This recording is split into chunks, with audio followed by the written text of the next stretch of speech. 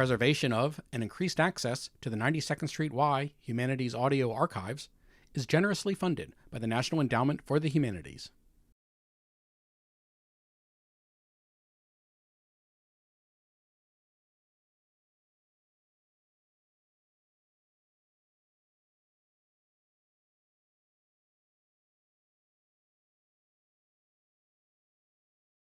Mr. Alan Dershowitz and Mr. David Mamet. Good afternoon. Hello. Thanks for coming. Before we start, I just wanted to tell you they call me the lawyer of last resort. When I was in Israel once, I was introduced that way, and the Yediot Achronot got it wrong in translation, and they described me as America's last resort lawyer, which is probably why Leona Helmsley hired me to represent her hotels. All right, David. The Leo Frank case, probably one of the most written about cases in American history. Historians have written about it, novelists have written about it, Golden, a humorist, has written about it. You wrote about it? I wrote about it. Yeah. Everybody's written about it. Yeah. Where did you get the chutzpah to think you could say something new about this case? You're grilling me about chutzpah now? Oh, well. Well, you know, a lot of people wrote The Maltese Falcon. There were about six versions of that movie. And I was involved, should I talk about the deposition? Yeah. I was involved in a really vicious legal case, and I was sitting there being deposed day after day.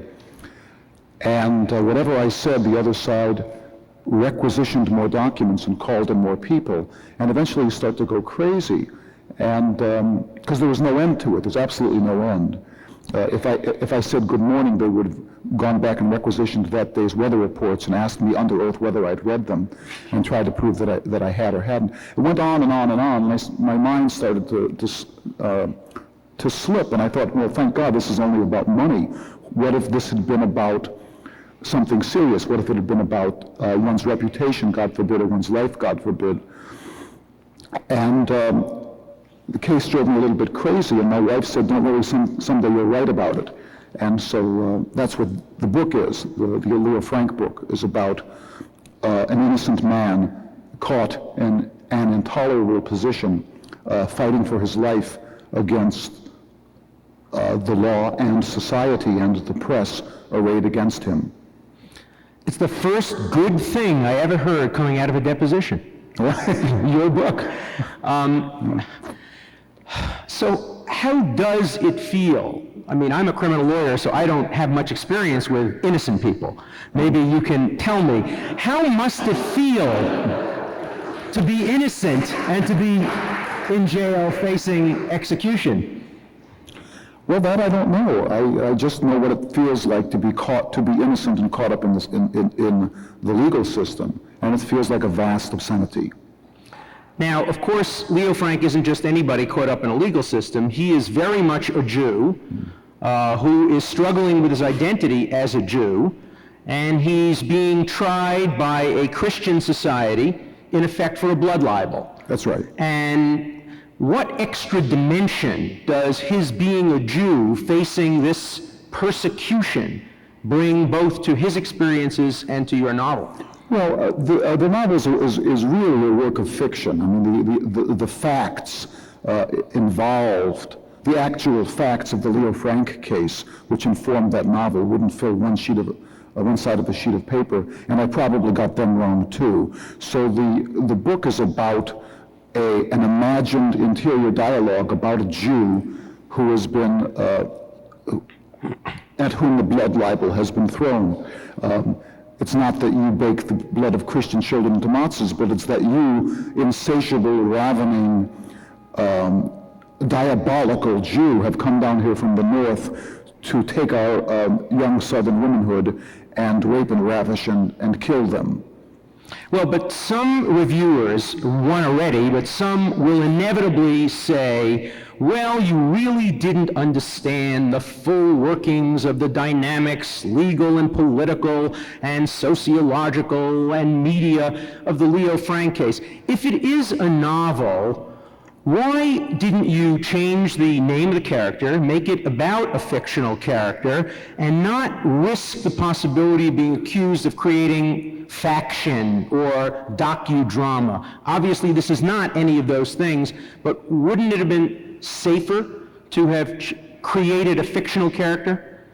Well, I don't know if it would have been safer or not. I mean, it didn't occur to me to create a I realized that I was creating a fictional character, and it didn't occur to me that it wasn't my right, first as a writer, and second as an American writer, and third and perhaps more importantly as a Jew, to arrogate to myself and even to traduce a true story. It's interesting because I think you once said publicly that your great film script or screenplay about Hoffa was really not so much about Hoffa as it was about you and people close to you and people you know. Is it part of your style to use public figures to get into the heads of people who are close to you or yourself? No, not really. Hoffa was a special case. I was asked to write that movie about Hoffa, and I grew up, my dad, rest in peace, was a labor lawyer for 50 years, and I grew up in that environment around those people, and I loved those people, and I loved my dad very much. And so Hoffa was a movie I wrote about. I didn't know Hoffa, but that's a movie about my dad. And so the difficulty with adapting biography, especially to drama, and perhaps to a lesser extent, but nonetheless to fiction, is that whatever you write, you can't write everything. And someone's always going to say, what about the scene where he saves the kitten? Well, what about the scene? Yeah. I'm going to quote you what I think, for me, is the most insightful line in a book full of absolutely brilliant insights. Let me reveal my bias. I reviewed this book. I was the first reviewer. I reviewed it for Boston Magazine, and I did say in my review that the old religion makes you think not so much about miscarriage of justice in the early 20th century South, but about eternal issues of the soul. It is a tour de force of introspection about the human psyche and the spirit of survival in a world of injustice, indifference, and hypocrisy.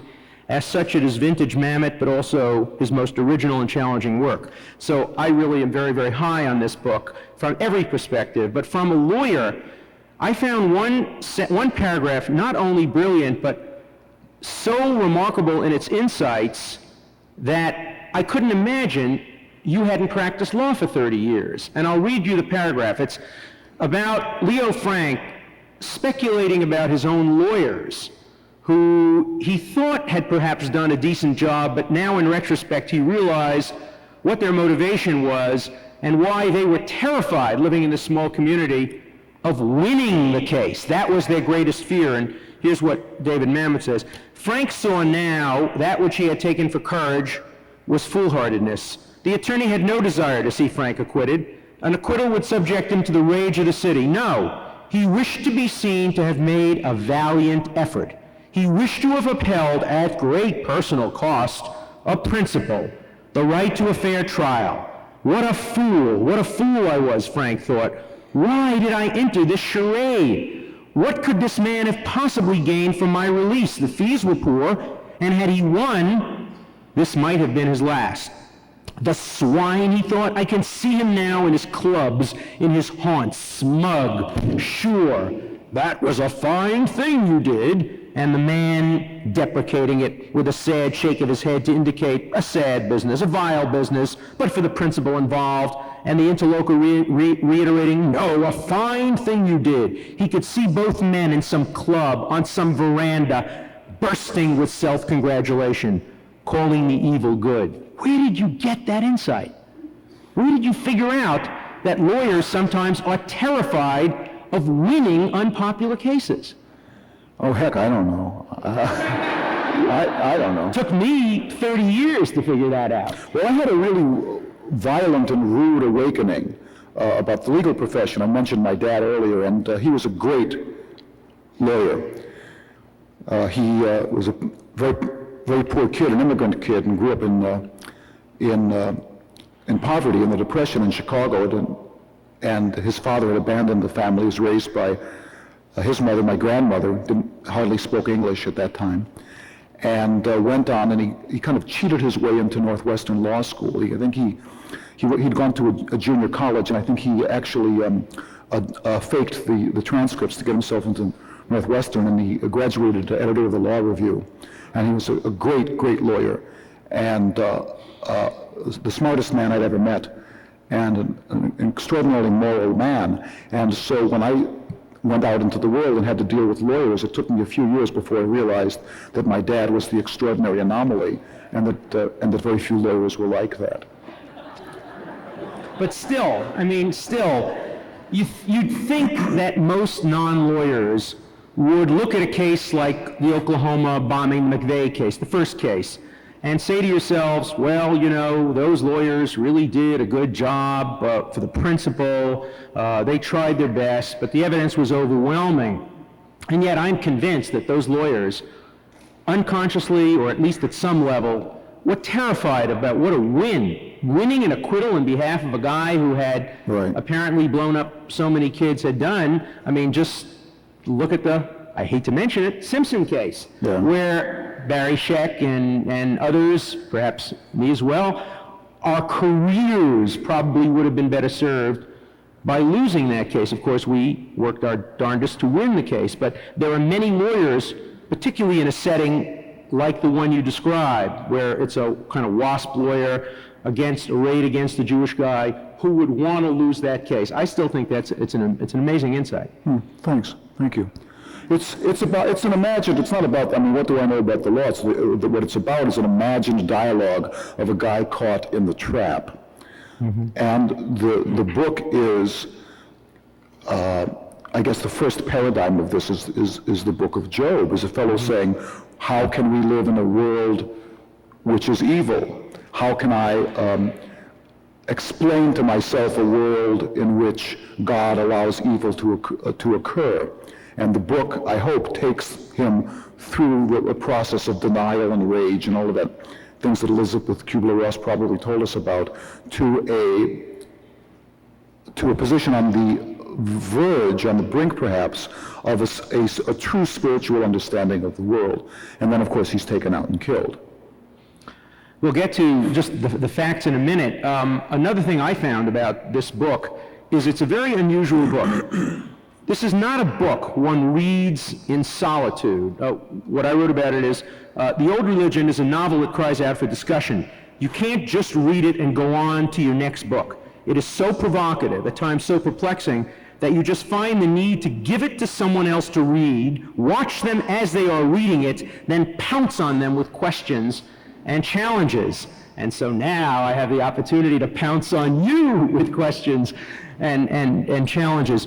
One issue that I did want to talk about, I'm sure most of you know the facts of the case. It probably would be worth just 30 seconds to go over the real facts as they are historically presented. I think you got them right. To the extent you went over the facts, you got them right. Leo Frank was a Jewish man from Brooklyn who had moved to Atlanta, outskirts of Atlanta, Georgia, to make his fortune, and was very well respected, very well regarded. And one day on Confederate Independence Day, a young girl who went down to work to collect her paycheck, Mary Fagan, was found murdered near an elevator down in the basement. And Leo Frank was put on trial. The evidence was overwhelmingly in favor of his innocence and overwhelmingly in favor of the guilt of a handyman who had worked in the building and who in fact discovered the body. And the trial was the first of America's great circus trials, with people standing outside the courtroom screaming and yelling and threatening the judge, threatening the jurors with death unless they had come back with a verdict of death. It started the political career of various racist politicians. It was the origin of the Anti-Defamation League. It was the origin of the second incarnation of the Klan. It was a very, very major case, and eventually the death penalty was handed out. The case went up to the United States Supreme Court, and although Justices Brandeis and Holmes had great reservations about the fairness of the trial, the Supreme Court denied review in the case and denied relief in the case, and the death penalty was affirmed. At that point, a remarkable event occurred, and that's what I want to talk about next. The remarkable event occurred. The lawyer for the handyman, the man who actually committed the murder, got a real concern. He knew, because his client had told him in confidence, that he was the killer and that Leo Frank was innocent. And he could not, he felt, disclose that, because it was given to him in confidence. So he had in his possession a secret that could save the life of an innocent person, but at the cost of taking the life of his guilty client. He tried every which way to figure out how to balance those obligations, and in the end, here's what he did. He went to see the governor of the state, and he said to him as follows. This all appears in the governor's papers. He said, as one Christian gentleman to another, I am telling you on my word that Leo Frank is innocent and that I know who the guilty person is because he told me that. But don't ask me who he is. It was not publicly known he was this guy's lawyer because the fellow was not in any way a defendant. He was just a witness and he had never appeared in his behalf. Don't ask me who it is because I'll never tell you. But because I know you trust me and believe me, you now know that there's an innocent man on death row. And the governor, who was a very courageous man, wrote a memo in which he said, 2,000 years ago, in a faraway place from here, another governor allowed an innocent man to die at the hands of the Romans. I will not be that governor. And he commuted the death sentence of Leo Frank to life imprisonment, but without ever disclosing that he was innocent and without disclosing who the guilty person was. The governor didn't know who the guilty person was, but that there was a guilty person. That didn't satisfy the public, and within months, a group of people, sheriffs, ministers, high-ranking political officials, broke into the jail, didn't even break in, just walked into the jail with the cooperation of the jailers, carried Leo Frank out, took him to a tree in Marietta, Georgia, asked any last words. He took his wedding ring off and asked that it be given to his wife, and he was hanged, lynched, the only Jew ever lynched in American history. For years after that, pieces of the rope were sold. The tree was regarded as a place of almost worship. Postcards of Leo Frank hanging with pictures of the men who hanged him in clear view were being sold. No indictments, of course, ever came down. That's the story, and it cries out for, obviously, the kind of treatment you gave it. What do you think of the lawyer? What should the lawyer have done? Well, the question which occurs to me is, what should the governor have done? I mean, if the man was absolutely innocent, why wasn't he set free?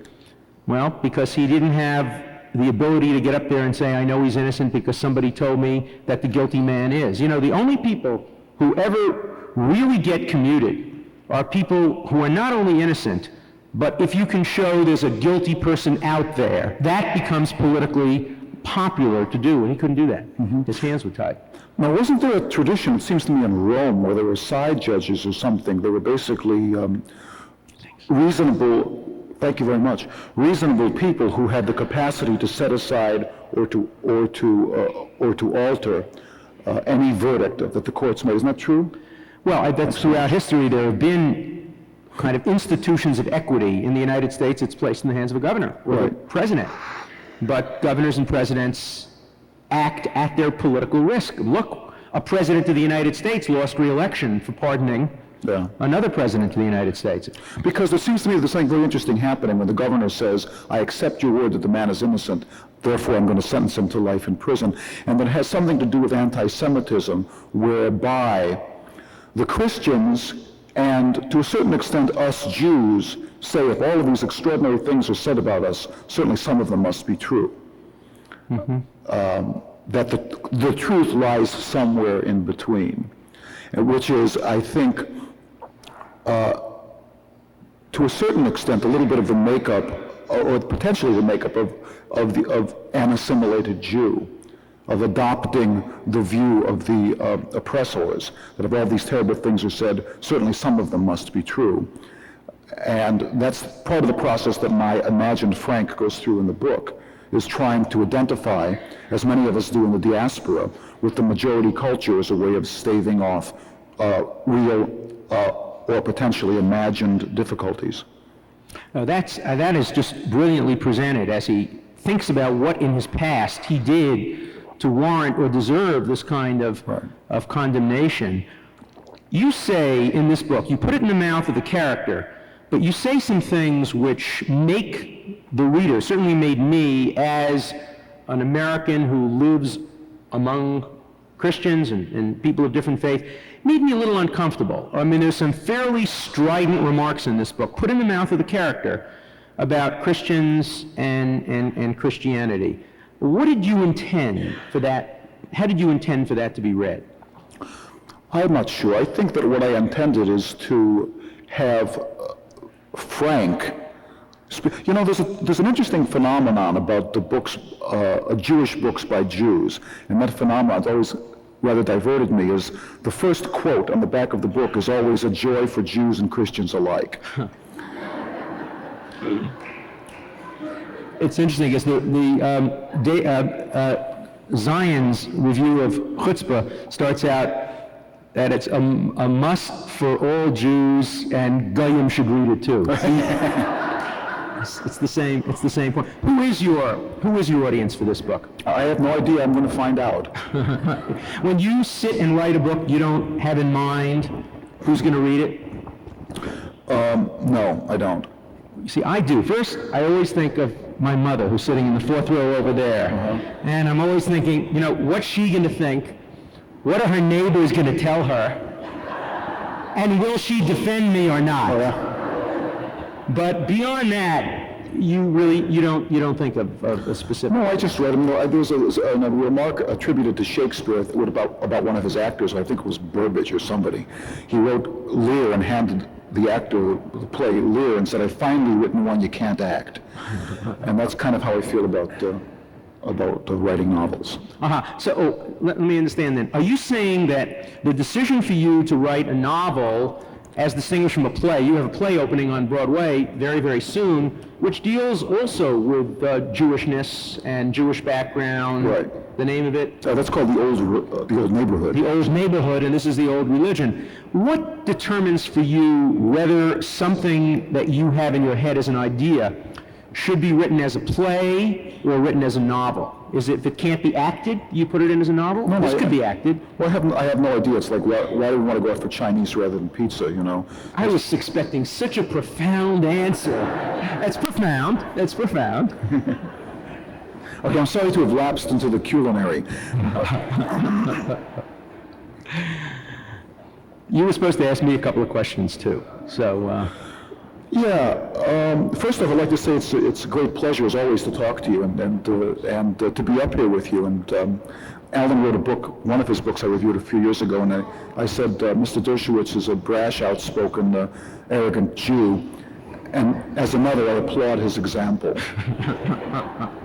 Because I know it's very, very important to have models. For me as a Jew and for me as a Jewish father, it's important that there be models for people who aren't ashamed, for people who do not think first, what is the larger community going to think? That's a very important model for me, and I'd like to thank you for that example. And now I will ask you a question. Here it comes. Do you agree that and this has nothing to do with the book, really, but do you agree that the legal system in this country is a vast obscenity?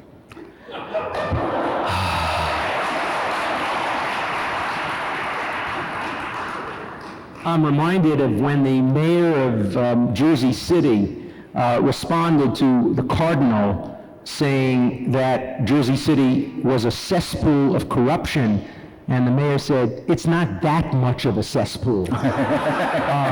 So vast obscenity. I think about our legal system that it's the worst possible, except for all the others that have been tried over time, as Winston Churchill once said about American democracy. We hate the jury system. The vast majority of Americans think the jury system came to the wrong result, both in the Simpson case and in the recent au pair case, two of the most prominent that have been covered on television. If you think juries are bad, go in front of judges sometime. especially elected judges, judges who have to worry about whether or not they're going to get promoted, who care too deeply about how the public will react to them, who engage in favor banks back and forth with people as lawyers do.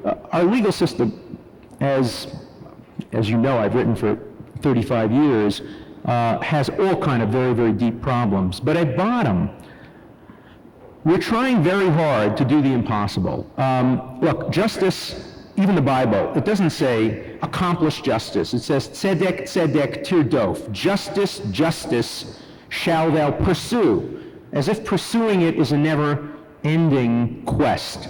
My favorite story from the Bible is the story, you might imagine as a lawyer, the story of Abraham arguing with God over the condemned of Sodom. And, God says, I'm going to kill all the people in Sodom, and Abraham says, Chalil alacha, the strongest word in the Bible.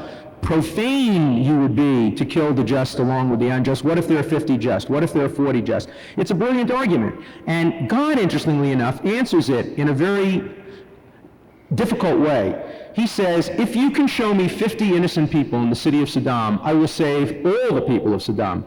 Why? You're God. You're omniscient. You're omnipotent.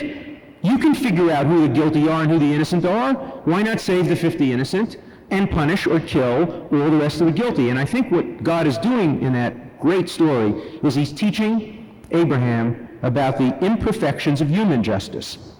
That in human justice, we can't distinguish between the evil and the good, the guilty and the innocent all the time. We will always, in order to convict lots and lots of guilty, also convict some innocent. And the origins of the story, the origins of the concept, better 10 guilty go free than one innocent be wrongly confined, actually is in this story.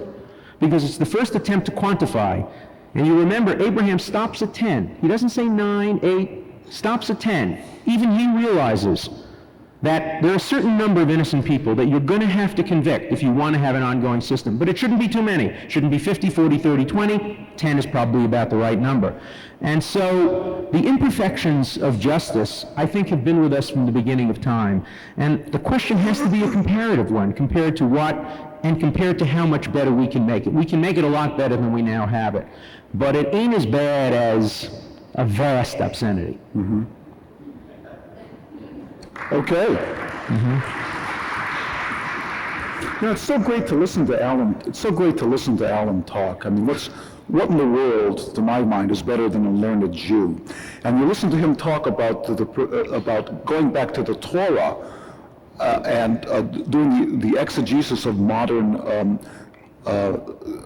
juridical thought, or modern moral thought, going back to the Torah. And I was thinking while I was speaking of Freud, and Freud was passing over some place in Vienna one day, and he turned to his friend, he said, they should put a tablet here in the sidewalk that says, on this spot was revealed to Sigmund Freud the meaning of dreams. And it was a very famous story, but it's really not true, because all that Freud is doing is midrash. He's going back and he's trying to find the interstices in the Torah. And on the other hand, we have William Buckley saying of Pat Buchanan, well, he's just a workaday anti-Semite. It's an interesting balance. But even the inventor of deconstructionism, Derrida, who claims he discovered it by being taught about midrash and about the various levels of Talmudic interpretation, literal interpretation, symbolic interpretation, and the various forms of interpretation, gave him the idea for literary deconstructionism. I share with you the notion, and I bemoan the fact, in my book I write that the Yiddish cup is half full and half empty. It's full of secular knowledge, full of secular learning, but it's bereft of Jewish learning. It's shocking, and this is not the right place to say it, because in this wonderful auditorium, we have an unrepresentative sampling of people who are learned and interested in Jewish learning in the audience. But I'm teaching a course this year at Harvard Law School on scriptural sources of justice. 186 students applied to learn about the Torah and justice, and a third of them are Jewish and 2/3 are not. I have generally been appalled at the lack of knowledge that most Jews have about the Torah, the Mishnah, the Rambam, the Talmud. There was something on the internet the other day, you'll love this. Some militia group said, beware, the Jews are preparing to take over America by use of their Talmud. And I wrote a response saying, don't worry, almost no Jew can read the Talmud. You have nothing to worry about. But it is really, and there's no excuse anymore. You know, here I'm putting a commercial in for Jewish learning. When I was growing up, 90% of Jewish learning was breaking the code.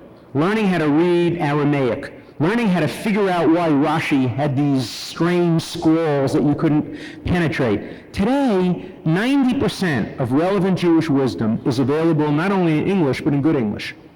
And you can go to any major bookstore and major publications, Random House and others, you can buy a very easily readable 7 or 8 volumes of the Talmud, 25 different interpretations of the Torah with Rashi in English, with the Rambam in English, with the Ramban in English, with Ibn Ezra. It's fun. It's so interesting to read this stuff. And it gives you such good sources for stories and insights, whether as a lawyer or as a writer.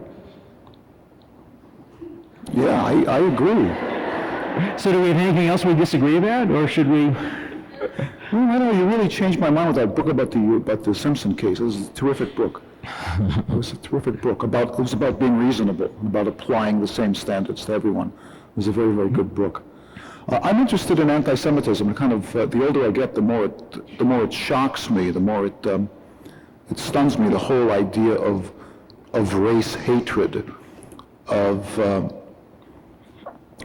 my rabbi was taught, Larry Kushner at the Congregation Beth El in Sudbury, Mass, was talking on Yom Kippur, and he was talking about love your neighbor as yourself, or what is hateful to you, do not do to your neighbor, and about how many say that the question has arisen over time, does your neighbor mean simply the Jews, or does your neighbor mean all people? And he said that informed Reform thought for many years said, of course, it means all people. And he said, I disagree with that. And he's, by affiliation, a Reform rabbi. He says it's a question of, why don't you start with a smaller group? He said, why don't you start with the Jews? And if you find it's possible to love all of the Jews, then please widen your scope. So the question of who are us and who are them, and how that results in anti-Semitism, how that results in race hatred, the older that I get, the more it baffles me. And the more I've been thinking, I think that's what this book is about the admonition, do not go astray over the intelligence or the dictates of your eyes and your heart, because they're almost always going to be wrong. That it's so easy to inflame passions, and that our capacity to reason, the older that I get, the more it occurs to me, our capacity to reason is so seldom correct, and our capacity to doubt ourselves is so minute, and that given the absence of a controlling institution, it's basically non-existent. But do you think that anti-Semitism is a 21st century problem? Do you think it will continue into the 21st century?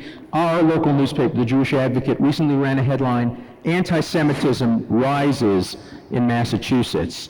And I looked at the data, and it simply didn't support that conclusion. There were a few more drunken kids who had put a few more swastikas on a few more synagogues, but in fact the level of anti-Semitism is so different. Having read your book made it so clear. In those days, anti-Semitism came from the top down, from the governor, from the senator, from the church, from the newspaper, from the corporation. Today, anti-Semitism comes from the bottom up. The Farrakhan's, the Holocaust deniers, the militia people, the dregs of society. We don't look up to anti-Semites. They don't tell us where we can work, where we can live, where we can go to school. They're annoying. They're perhaps even dangerous, but they don't affect our daily lives in the way that Leo Frank was influenced. Do you think perhaps we're focusing too much on the antis and not enough on the pros, too much of the oys and not enough on the joys? Well, I think that I really think the two are intertwined. I think that it's a question of assimilation, and it's a question of psychic equilibrium. And having grown up in an assimilated Jewish household,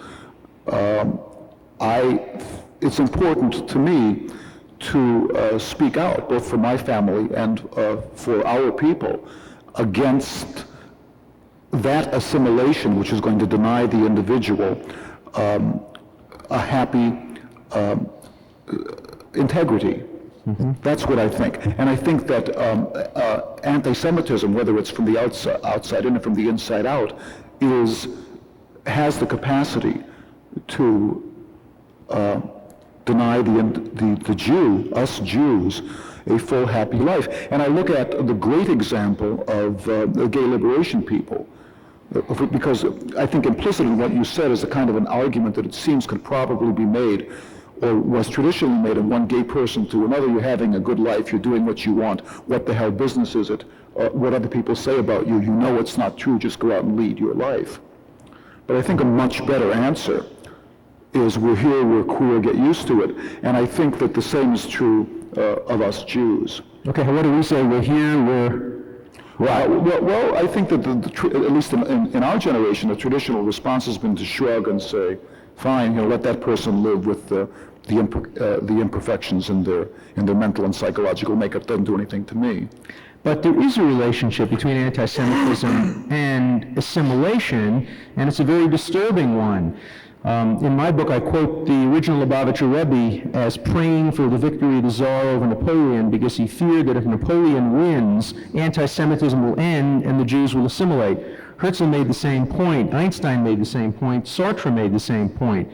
I think we both agree that they're wrong, that a Judaism that comes to depend on persecution and victimization is not an enduring Judaism.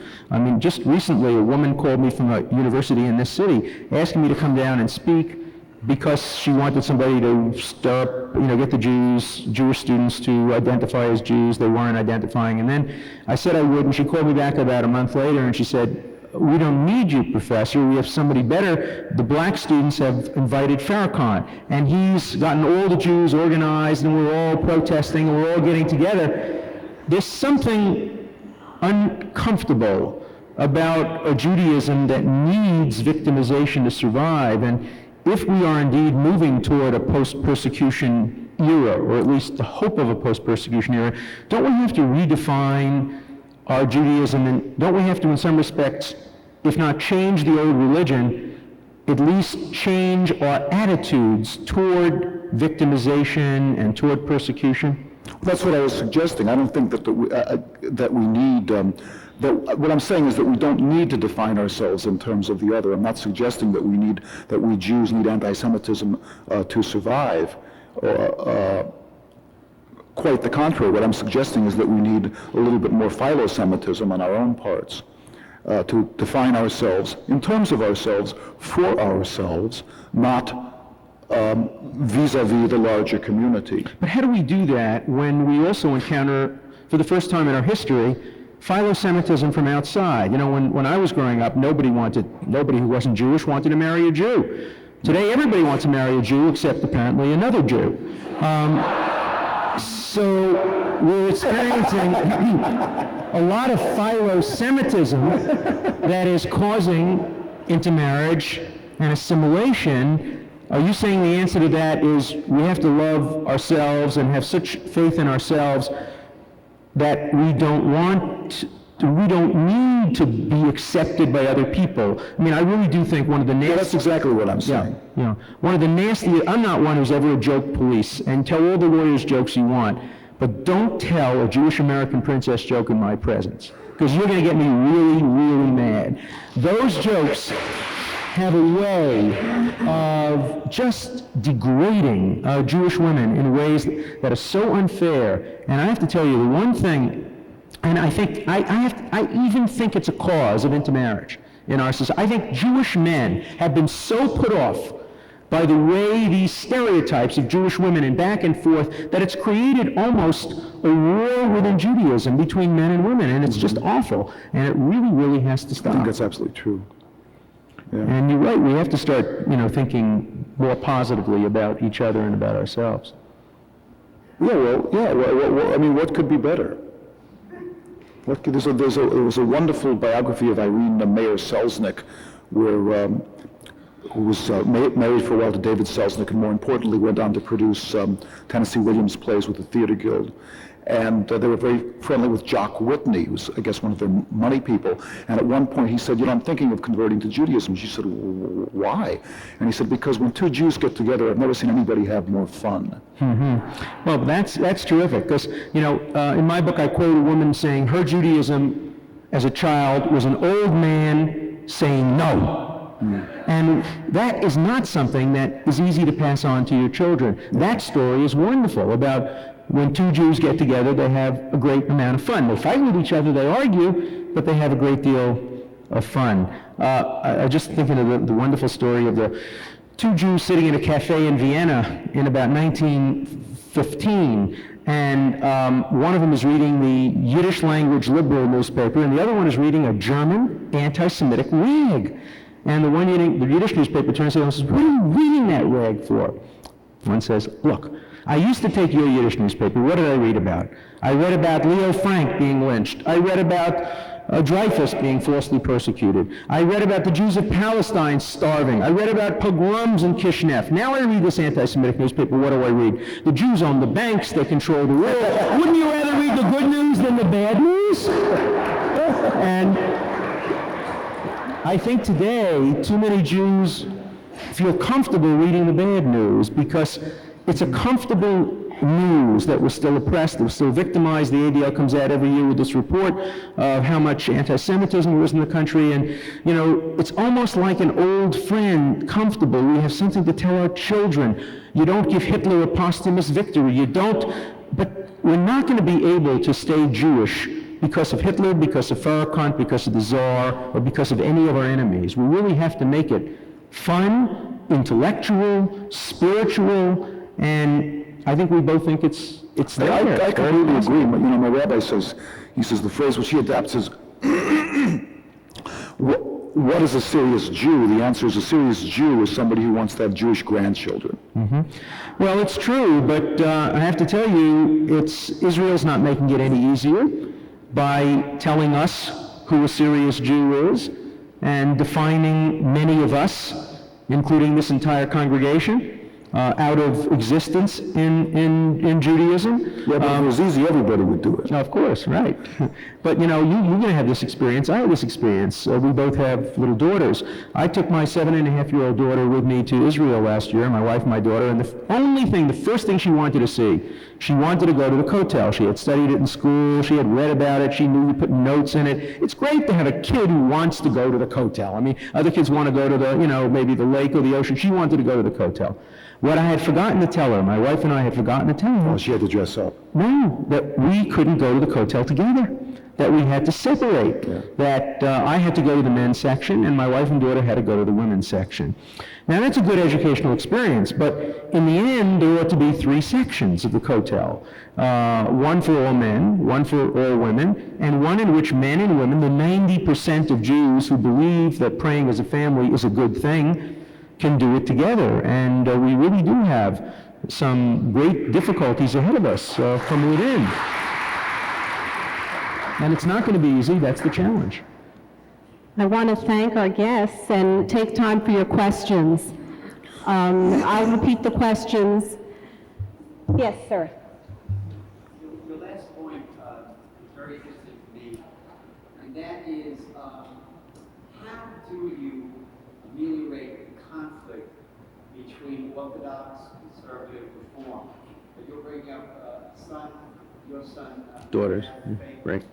who were Orthodox at one time. How is it done? What are you searching for? The question is how you ameliorate conflict between Jews, Orthodox, conservative, reform. Well, I don't know. I'm not a committee guy. 2 people at lunch is enough for me. But in reading the Torah, all we have is a history of many thousands of years of us Jews bitching at each other. I don't think that it's going to change in this decade or ever. The old phrase comes in handy sometimes when I start thinking, oh my God, what's going on here, is 2 Jews, 3 opinions. I don't know. I think that there are people who God bless them, who feel inclined to work on a collegial view of Judaism. I'm not one of them. I don't know the answer to it. Let me try.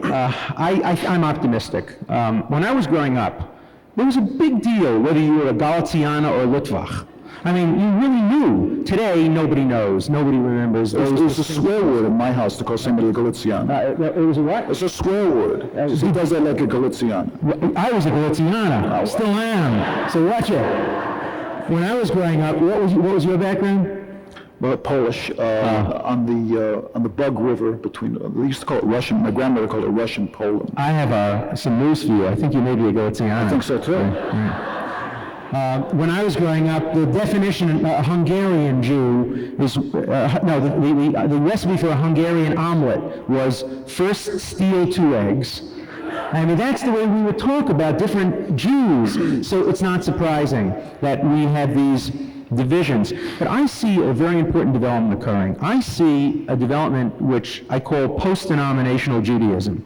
I think more and more Jews are refusing to strictly identify with one particular denomination of Judaism. I have a friend, you probably know him too, Moshe Roldox in Boston, a wonderful, wonderful man. For the first time in the history of Judaism, he was ordained by a Reform, Conservative, Reconstruction, and Orthodox rabbi, all of whom gave him smicha at the same time. And he calls himself a post-denominational rabbi. He goes and he speaks to students all over the country who aren't into these distinctions, who love Judaism, and who love different kinds of Judaism.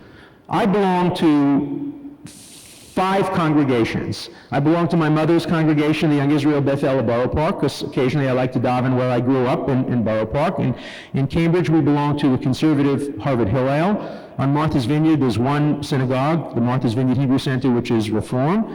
And my daughter goes to a Reconstructionist school, and we go to pray there Friday nights. I feel very comfortable in all of those places.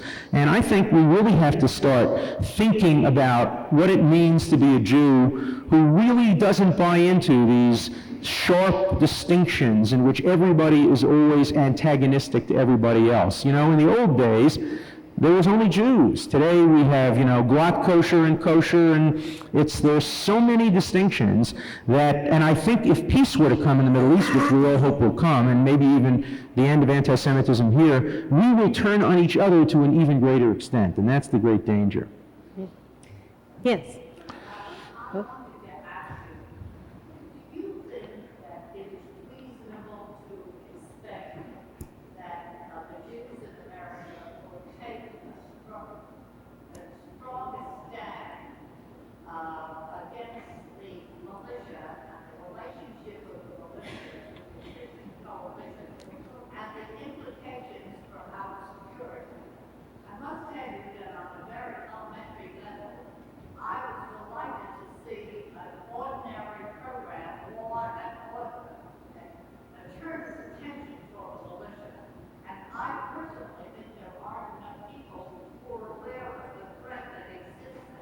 Mm-hmm. I wonder what we could do as a community, not just the ADL and the Southern Poverty Group, but to take a stand and not feel that we are in some way endangering ourselves against the outer world. Okay, the question has to do with what the Jews can do against the militia.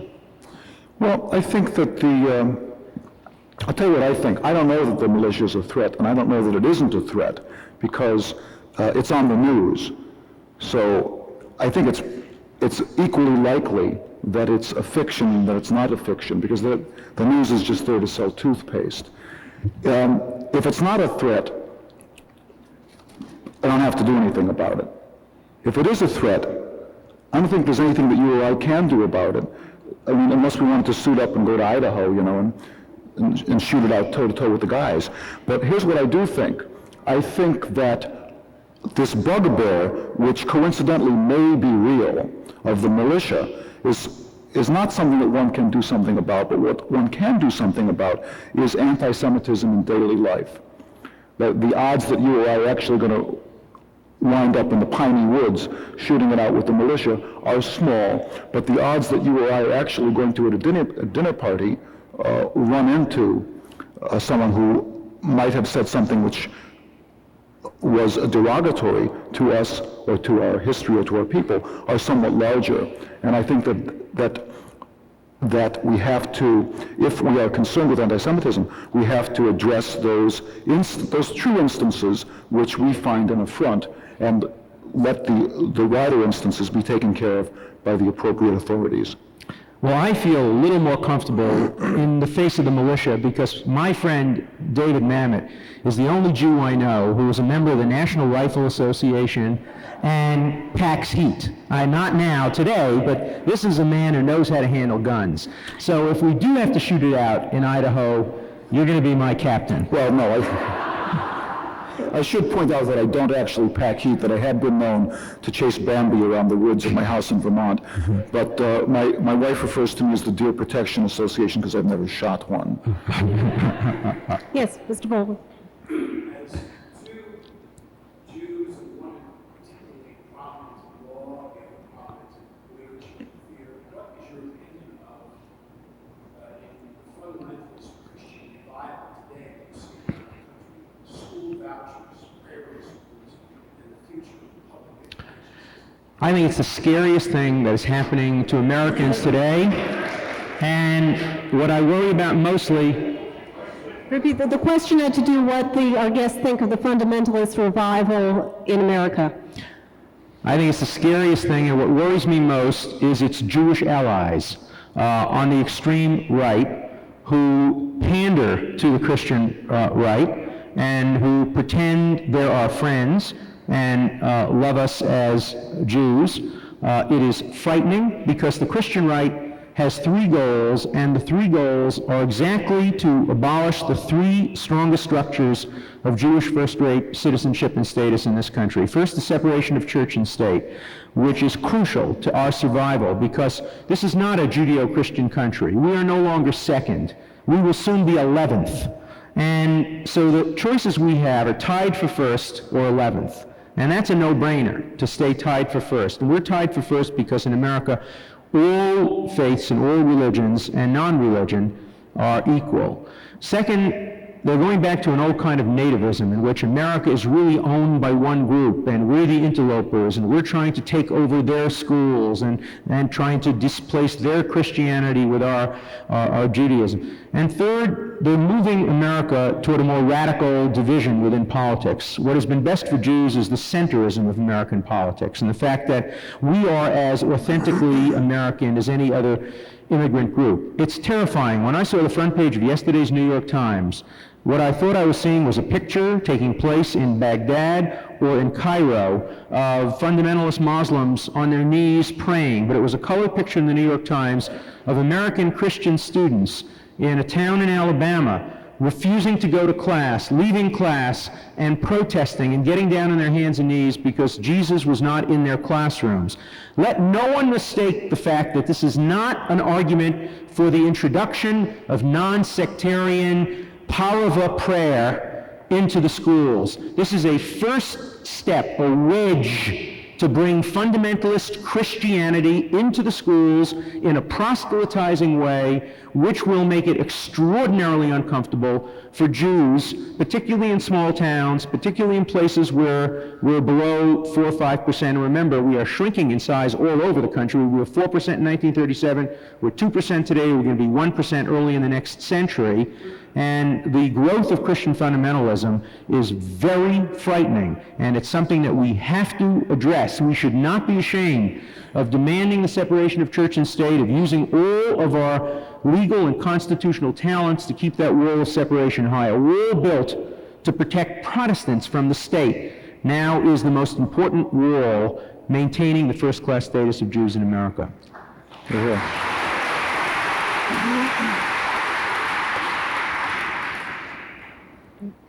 Yes, in the back. Yes, two questions. First, I disagree with what you said about Christian college, and not just the Jewish community right now. That's not my question. My question to you basically is this. Both in your research on the rankings, you guys have got to read, say, Sure. And I spent everything, everything, everything. Yes. My question comes down to, you mentioned the common lawyer, criminal lawyer, taking use of that. And didn't seem to this mission any much with that. Well, I discovered it. Okay, should I restate the question? The question was, first, have you read various books about the Frank case, and why has nobody else come up with this story about Mr. Powell? His name was Powell. Some of you who are lawyers may know a great firm in Atlanta and Washington called Powell and Goldstein. It's the firm that Stuart Eisenstadt came from, and it's a very, very prominent firm. The senior partner of that firm is Mr. Powell. He left a memoir that Dinnerstein didn't know about and that the others didn't know about. I came across it when I was teaching my class in legal ethics. And in the memoir, Powell, the lawyer, describes the situation and describes what he told the governor. And then I went back to the Powell firm. And he says, by the way, he says in his memoir, he doesn't mention who the killer is, of course, but you can put it together. He says that he left a file in the vault of Powell and Goldstein, and after all the people were dead, he would give permission to have that file revealed. Well, we went back and searched all the vaults of Powell and Goldstein and could not find his original memoir. But in his account, which he wrote for a law journal in Georgia, and in his biography, a biography which you can get, it's called You Can't Go Home. And it takes its title from the fact that the governor, after he commuted the sentence to life imprisonment, had to leave the state and move to California and could never come back to the state. That's how unpopular he was for even temporarily postponing the death of a Jew. But the story is a fascinating one, and I teach it every year in legal ethics. In fact, I start my class in legal ethics asking students what they would do if they were the lawyer who could save the life of an innocent person by disclosing a confidence that would end in the death of their guilty client. And the students get so two Jews, three opinions, 5 Harvard Law students, 10 opinions too. At one point in the back of the class, after the class was over, there was a shoving match between 2 students, each calling the other a moral leper for taking the view that the other one took. It's a very, very difficult question. Yes, sir. Earlier in the program, you said you had very little experience of the incident. Right. Having financed your appeal of a criminal who later did a great harm, could you talk something about the morality of getting guilty off? Well, let's get this clear. I financed the appeal. You financed the appeal. Well, I'm trying to understand the question. In a very Delphic way, I'm being told that the man who asked the question financed the appeal of somebody I represented, who I got off. I didn't get him off, so I did good. And then he did someone harm after I didn't get him off.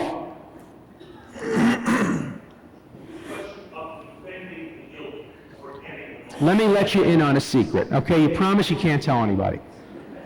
The vast majority of Americans charged with crime are guilty. Thank God for that. Would anybody want to live in a country where the majority of people charged with crime were innocent?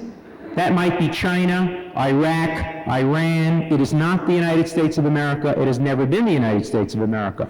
It follows, like night follows day, that the vast majority of criminal defendants spend the vast majority of their time defending people who are almost certainly guilty.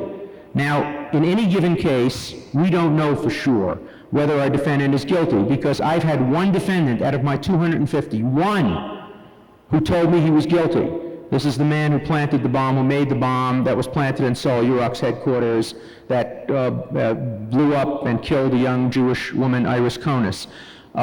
He told it to me because it was on tape, and it was unmistakable. Every other client I have represented has told me and sworn to me, usually on the life of their children, that they were innocent. Now, I can't be that lucky to have gotten all the innocent clients in the world. So I know that statistically most of my clients are guilty. I don't often know which ones are and which ones are not. I have suspicions. Sometimes I have no idea. I'm now representing, for example, Jeffrey McDonald, the Green Beret captain who was convicted of killing his wife and his 2 children. I don't have the vaguest idea of whether he's guilty or innocent. I hope he's innocent. I know he got an unfair trial, and I think there's a substantial possibility somebody else may have done it. But do I know? No, I don't know.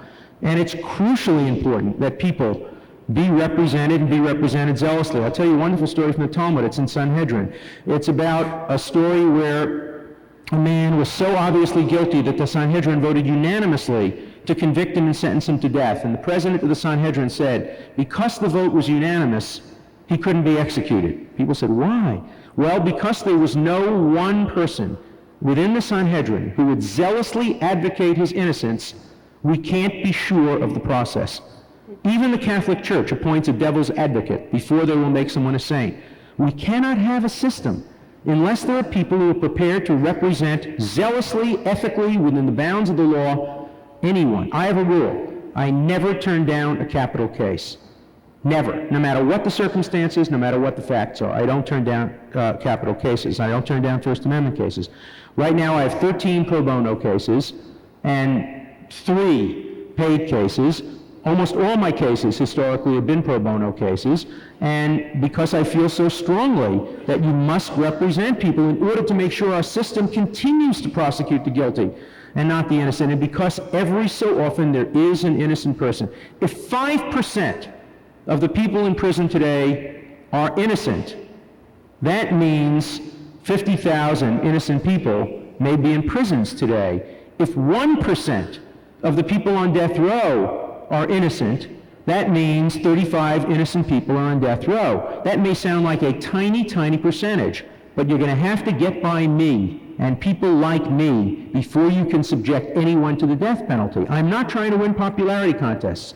People love me when I represent, Pollard or Sharansky. Maybe even now some people appreciate the fact that I'm representing or I'm helping out in the case of the au pair, but they hate me when I represent people who they think are guilty. And you may be right about both, about hating me and about thinking that they're guilty, but at least understand why it is that I will continue to represent people that you despise and that frankly I despise.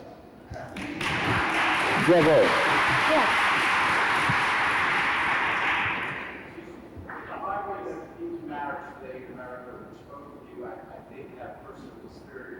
I'm sorry, sir, can you speak up? Questions about the high rate of intermarriage, which the speaker says both of you may have personal experience with. How do you reconcile the question of need for assimilation versus maintaining a Jewish identity? How do you reconcile the need for assimilation versus the questionable need for assimilation, and I imagine personal choice, as well as maintaining a Jewish identity? Well, it's a Christian country. I think that's the place that I have to start. It's a Christian country. It's never been a melting pot. It doesn't matter that the whole world wears an American article of clothing that are called Levi's. It's a Christian country. The melting pot never existed. I think that the idea of racial diversity, when I was a kid, we used to call it tolerance. That was the big word back in the 50s, tolerance, which can't mean anything other than put up with the despicable. And I think that the idea of racial diversity is very akin to the idea of a petting zoo. I think that for a Jew to live in a Christian country, the first thing that he or she has to be aware of is that it is a Christian country, and the second thing, and therefore to address the same question which you asked, how am I going to comport myself in a very comfortable Christian country and live as a Jew? That is the question. I think each of us is going to have to find his or her own answer, but I would suggest that the answer is not to define oneself in terms of anti-Semitism, but to avail oneself of the extraordinary wealth which is our right and our heritage, the religious, spiritual, cultural, and racial abundance which is our own, and that the answer to the question will come from a positive embracing of those things rather than a view of the probably quite real, if not always extraordinarily egregious detriments to being a member of a minority. Can that exist with you in intermarriage? That's a very, very good question. Can it exist in an intermarriage? I don't know. I know that in my generation it was an anomaly for Jewish men to go out with and to marry Jewish women. I won't say in my generation, I will say in my community. Because we Jewish men had internalized not a prejudice against Jewish women, although it might as well have been, but a prejudice against being Jewish. Therefore, if it was Jewish, it had to be bad. And that's an unfortunate thing. I think I wouldn't want to live as a Jew in a non-Jewish home. So for me, the question would be, can one have a Jewish home in a mixed marriage? And I don't know the answer to that question. Well, I think there may be something implicit in your question, which I think I certainly would like to clarify. I was at David's very, very beautiful Jewish wedding, where his beautiful Jewish wife, who converted to Judaism and is a very strong and positive Jew, participated in that wedding in a beautiful Jewish way. And David lives an extraordinary Jewish life with a Jewish family. I think his may be, in fact, an important wave of the future. I do think that we're going to see more and more marriage between Jews and people who were not Jewish by birth. And I do think that encouraging intermarriage with people who are prepared to convert into Judaism is very positive. And within Judaism, in theory, though not always in practice, the person who converts to Judaism is exactly as much a Jew as the person whose great-great-grandparents made Yetziat Mitzrayim. In fact, there's a tradition in the Talmud that the minute somebody converts to Judaism, she was at Sinai. Mm-hmm. She was there, getting the Torah, and is part of the covenant with every other Jew. And I think it's a reality we have to face, that we will see more intermarriage, and we're going to have to figure out how to deal with intermarried people who do convert, who don't convert, who don't think about converting, who in de facto bring up their children Jewish, who bring up their children partly Jewish. These are issues that we're going to have to deal with, and we haven't been dealing with them very satisfactorily. I'm going to ask you all a question. How many in this group have ever heard of the following case? A Jew marries a non-Jew, wants to marry a non-Jew, they fall in love. They look for a rabbi to participate in the ceremony. They cannot find a rabbi willing to participate in the ceremony, and as the result of that, they decide not to get married. Nobody has ever heard of such a case, because the object of matrimony is not to find a rabbi. It's to find somebody to spend the rest of your life with. Mm-hmm. How many have heard of the following case? Same story, Jewish person, non-Jewish person, they look for a rabbi to participate. No rabbi is willing to participate, and they decide to leave Judaism in disgust and say, we don't feel welcome, we don't feel accepted, and we've left. That story is so common. We must figure out a way. We're smart people. We know how to press, we know how to make a blessing on the president. We know how to make a blessing on the vice president. We know how to make a blessing on the czar. We know how to make a blessing on a new car. I've heard blessings on the New York Knicks. I've heard Nest blessing. Why can't we figure out an appropriate blessing for a mixed marriage, which at least sends a message to the new couple? We recognize the challenge. It may not be exactly what we had hoped for. We welcome you on your terms to have as much of the Jewish culture as you can, to live as much of a Jewish life as you can. We see this as a beginning of perhaps a first step into full membership, full integration into the Jewish community. I don't know why we can't do more to encourage that kind of outreach, because we're not winning this battle. And if we think that there are issues of Jewish continuity and Jewish survival, we have to think very carefully about how to maximize our chances. Well, here we I think I absolutely agree, and I think there's another way to address the issue, which, I mean, I remember years ago some people, friends of mine, were saying that their kid had suffered an anti-Semitic incident. He was at some prep school, and somebody had carved a swastika into his door. It was a terrible anti-Semitic incident. And I asked the name of the school, and the school was called Saint Something or Others, and my response was new. Not that Christians are per se bad. No, that's not what I intended. But what I intended to say was that had you sent the kid to a Jewish school, you wouldn't have run that risk. Well, I think that we're seeing a reallocation of Jewish resources away from the old Jewish self-defense, sacred survival. We still have to keep our eye out, obviously, for our enemies. They're there, and we have to be concerned, but we don't have to allocate all our priorities in Jewish self-defense. And more of it is going to Jewish schools, Jewish day schools, different kinds of Jewish schools. And Boston, for example, is trying a new experiment. They've just gotten a multi-million-dollar grant to try to build the best high school in the United States on the Brandeis campus. Not the best Jewish high school. Why? Why shouldn't Jews have the best high school? So the best high school. I have volunteered to be an adjunct faculty. I've gotten various of my other Harvard and MIT and other colleagues to think about being adjunct faculty. That would mean maybe once every few weeks going and giving a lecture on Genesis and Justice, or Steve Gould would give one on Genesis and evolution, or Robert Nozick would give one on Jewish philosophy. We could get the best schools in the country to be under Jewish auspices. And there's no excuse not to, because, you know, most Jewish parents obsess about how to send their kid to the best possible school, not the second best school, but the best school.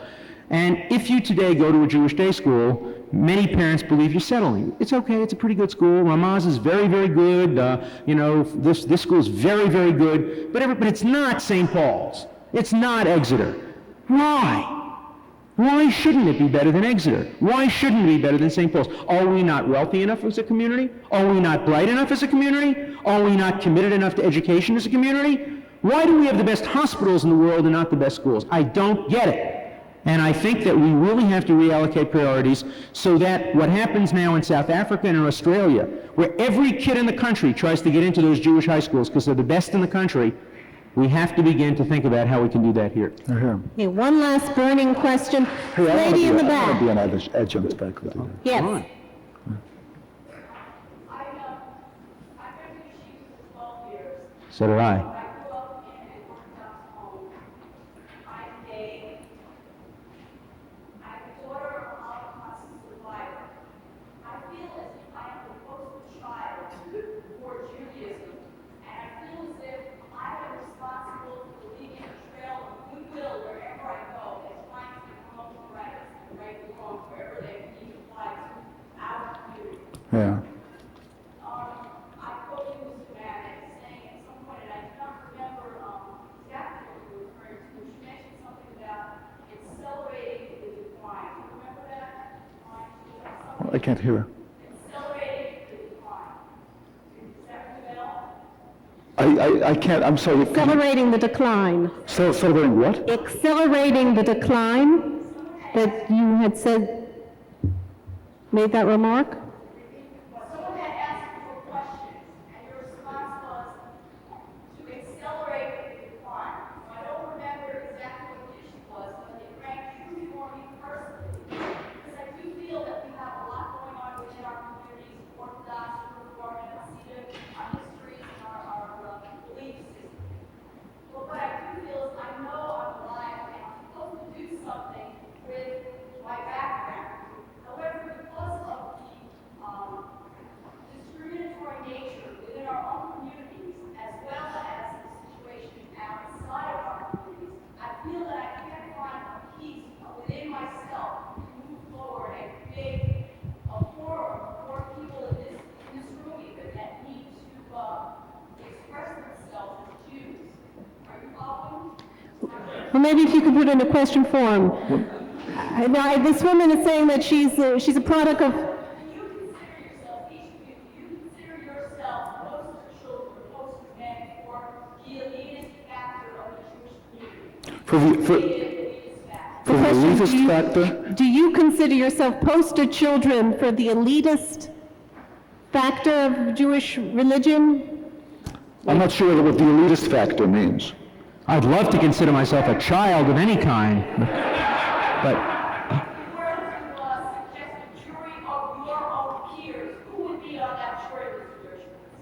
Okay, if there was a jury of your own peers, who would be on that jury? within Judaism, it would be hard to find, because I think of myself as iconoclastic. I don't think of myself as part of any leadership or elite. Like David, I don't like committees. This is about this larger group I like to be involved administratively with. I think your point, however, reflects a deeper problem within the Jewish community, and that is the Jewish community must be open and welcoming on an equal basis to everyone who wants to consider themselves to be a Jew. We cannot discriminate. I remember about 10 years ago, I was speaking at the American Bar Association. I don't usually do that, but I was speaking on behalf of Soviet Jewry. And right after my speech to the plenary session, the Chief Justice of the United States walked in. It was then Warren Burger. And Warren Burger had just written this horrible opinion in the case called Hartwick versus Georgia, in which he said that there was no right in America to be gay, and that being gay was in many respects worse than being a rapist. And I couldn't be in the same room with that man. And I walked out when he walked in. I walked out in front of 2,000 delegates of the American Bar Association publicly to just show my distaste for him. And I walked down in front of the Hilton Hotel here in New York, and there was a demonstration of gay and lesbian people protesting Warren Burger, and I just felt the need to, and it was all gay and lesbian people speaking, and I felt the need to hold the microphone, walk up there, and give the famous Kennedy talk about Ich bin ein Berliner, that today I felt that I wanted to identify myself more with gay and lesbian Americans than I did with Warren Burger, the Chief Justice of the United States Supreme Court. And I was heckled by a group of Hasidim who were standing there saying that it's un-Jewish to support gays. And I remember standing and lecturing them about how gays went with us into the gas chambers, that when the Nazis discriminated against us, they discriminated against gays, that a gay Jew is a real Jew, that we in Judaism don't ask about private issues. In fact, it's ironic, of course, that the Torah does condemn male homosexuality. It does not condemn female homosexuality. And the Reverend Gomes, very interesting, a gay minister at Harvard, recently gave a very interesting pilpul, midrash, on why the Torah condemns male homosexuality and not female homosexuality. And he said that at the time the Torah was written, there was no role model for loving male, gay, homosexual relationships within the Jewish community. In fact, gay relationships, male relationships, were of the kind that were conducted in the city of Saddam.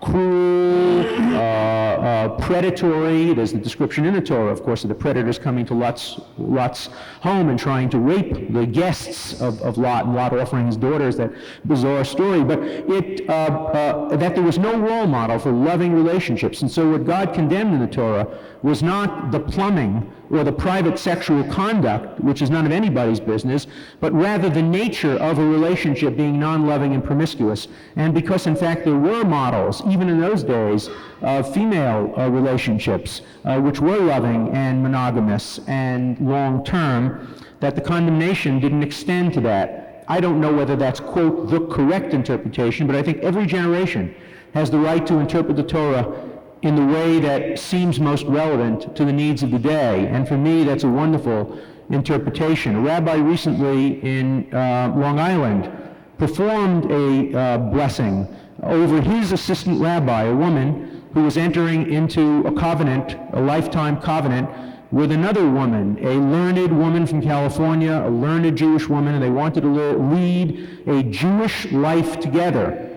And the rabbi blessed that union, and was much criticized by his congregation for it, but stood up for it, stood up to them. And I think the time has come that Judaism must recognize that we cannot tolerate, to use your words, that's not, you're right, toleration is a word of distancing. It must be a welcoming as equal brothers and sisters of anybody who wants to be Jewish without regard to what their personal preference is sexually.